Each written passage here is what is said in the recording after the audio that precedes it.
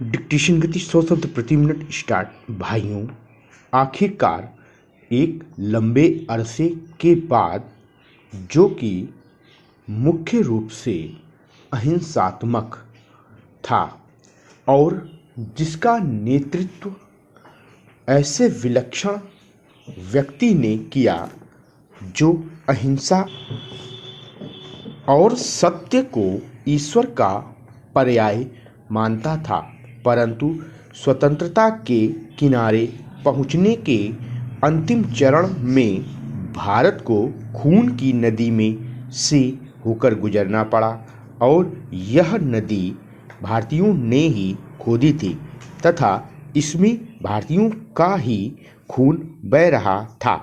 अभूतपूर्व पैमाने पर लोगों का निष्क्रमण हुआ।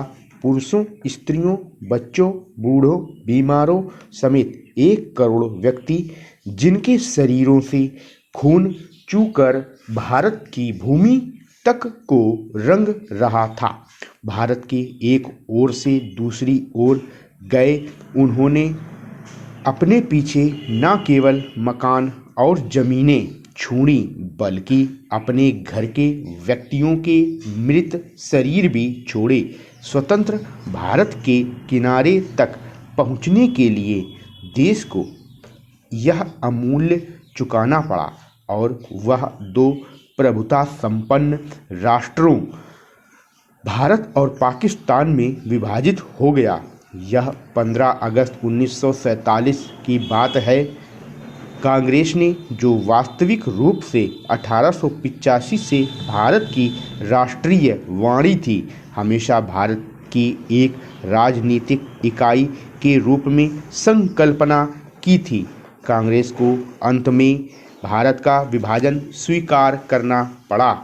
वैसे तो यह स्वीकृति सहमति से दी गई थी, परंतु वास्तविक रूप में देखा जाए तो यह ब्रिटिश शासकों द्वारा पिछले कई दशकों से उत्पन्न की गई परिस्थितियों के दबाव के कारण था। फूट डालो और राज करो की नीति पहले अलीगढ़ मुस्लिम कॉलेज की स्थापना के साथ शुरू की गई। एक दूसरे के बाद आने वाले 3 ब्रिटिश प्रिंसिपलों ने पृथकता का विचार मुस्लिम नेताओं और छात्रों के मन पर बैठाया। सर सैयद अहमद को विभाजन मूलक विचारों को फैलाने के लिए उनसे हर प्रकार की मदद मिली।